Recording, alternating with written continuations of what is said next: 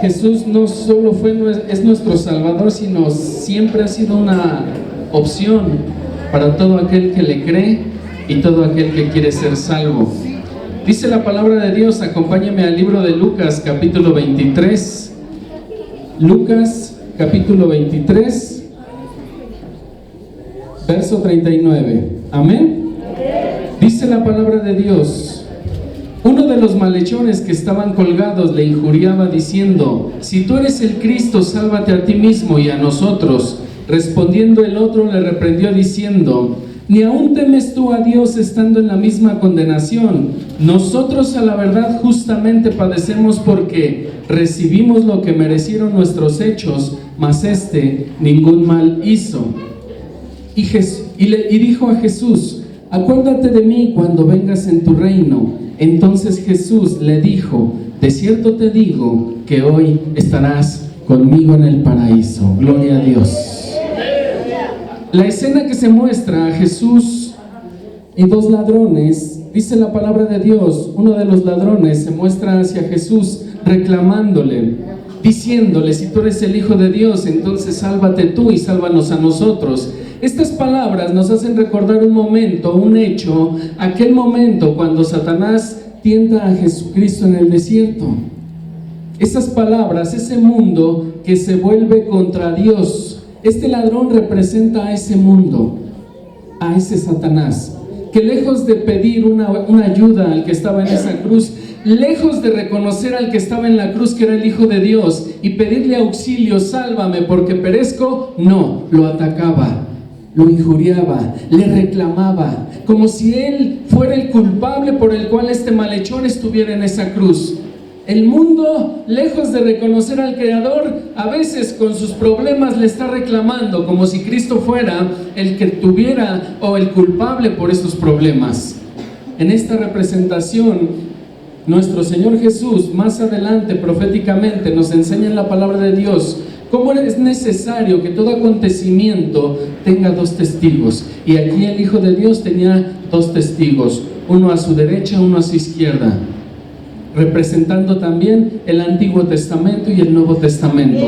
¿Por qué? Porque este ladrón que le injuriaba estaba representando no solamente un mundo soberbio, vanidoso, engañador, que lleno de problemas y de querer reconocer a Dios, le reclama a Dios. Jesús callado, escuchando lo que este ladrón le decía, en ese momento de dolor, en ese momento en el cual él estaba sufriendo, porque estaba sufriendo, estaba padeciendo en esa cruz, y él escuchando lo que estaba aconteciendo, entonces dice la palabra de Dios que el otro reprende al que estaba reclamándole a Dios. Ahora vemos una escena diferente. El otro ladrón no le reclama a Dios, le reclama a aquel que le estaba diciendo al Creador: ¿por qué? Si tú eres Dios, sálvate a ti y sálvanos a nosotros. El otro, más lleno de conocimiento, reconociendo su error, reconociendo que era un pecador, representando a todas estas personas que sabían que el que estaba ahí era el Creador, que era Dios, que era Jesús. Y lejos de reclamarle, le estaban diciendo, se estaban empezando a sentir mal por su pecado. Sabían que eran pecadores. Este ladrón sabía lo que había hecho y había cometido, y no se atrevía a reclamarle al que estaba ahí crucificado. Él se sentía mal, él sabía que pronto iba a morir y que necesitaba ser salvado, pero él sentía pena, él sentía miedo, porque él no sabía si quizás el que estaba ahí muriendo, que no debía nada, que no tenía por qué estar pagando nada, moría como un malhechor. Y él, con ese temor de querer decirle: oye, sálvame, ni quería hacerlo porque sabía la magnitud del pecado en el que él había vivido. El otro reprendió diciendo: ¿ni aún temes tú a Dios estando en la misma condenación? Nosotros a la verdad justamente padecemos porque recibimos lo que merecieron nuestros hechos, mas este ningún mal hizo. Entonces es cuando él voltea a Jesús y le dice: Jesús, Acuérdate de mí cuando vengas en tu reino. Él pensó y dijo, yo tengo una oportunidad. Yo puedo hoy voltear a Jesús y pedirle que se acuerde de mí. Él quizás pueda decir, no, no te voy a perdonar, pero quizás Él pueda decir, sí, tú sí tienes la opción de ser salvo y rescatado, porque has volteado a ver al Hijo de Dios. Has reconocido que el que está ahí es el Hijo de Dios, el cual te puede dar una oportunidad para rescatarte del mal. El ladrón lo hace, voltea a Jesús con miedo, con temor, pero creyendo con confianza que el que estaba en ese madero podía tener misericordia de su vida y rescatarlo de ese mal al cual iba a convertirse en una eternidad.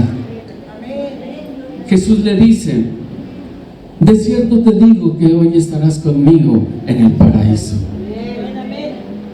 Este ladrón representa a todos aquellos que en un determinado momento saben que en el mundo que vivimos nos puede invadir de tantas cosas y situaciones que nos pueden presionar, pecado, pero que nos hace ver que Jesús siempre va a estar dispuesto a darte la oportunidad de estar con Él, de salvarte y rescatarte. Jesús nunca te va a cerrar las puertas, Jesús nunca te va a decir no, Jesús no te va a cerrar la puerta, porque Él es la puerta y promete estar abierta esa puerta para que tú pases. Jesús es la opción, sigue siendo la opción y por siempre lo será. Un día un joven nace y en su crecimiento su comportamiento era muy malo. Su madre en ese crecer siempre le demostraba su amor a su hijo haciéndole galletas. El hijo creció, cumplió 10, 15, 20 años. Y siempre había quejas del joven de que iba mal en la escuela, le pegaba a las personas, siempre un comportamiento malo.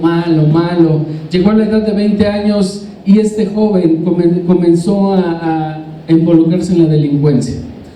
Su madre, lejos de demostrarle un rechazo, siempre le hacía galletas y le decía, te hice unas galletas. Le demostraba su amor haciéndole unas galletas. Un día este joven llega a la cárcel por haber cometido un homicidio. Y aún en la cárcel su madre llegaba con sus galletas y le decía, hijo, te amo, te traje unas galletitas. El hijo se enojaba y le decía, tú siempre con tus galletas, me tienes harto con tus galletas, llévate tus galletas. Y la madre tomó sus galletas y se fue. Llegó el día de la sentencia y a este joven su sentencia era morir ahorcado. Llega el día en que hay que pagar y este joven tenía que ser ahorcado. Llegan por él a la celda, lo sacan y lejos de llevarlo a la horca, lo llevan hacia afuera de la cárcel y le dicen, eres libre. ¿Cómo? Si yo tenía que morir en esa horca. Dice, ya pagaron por ti.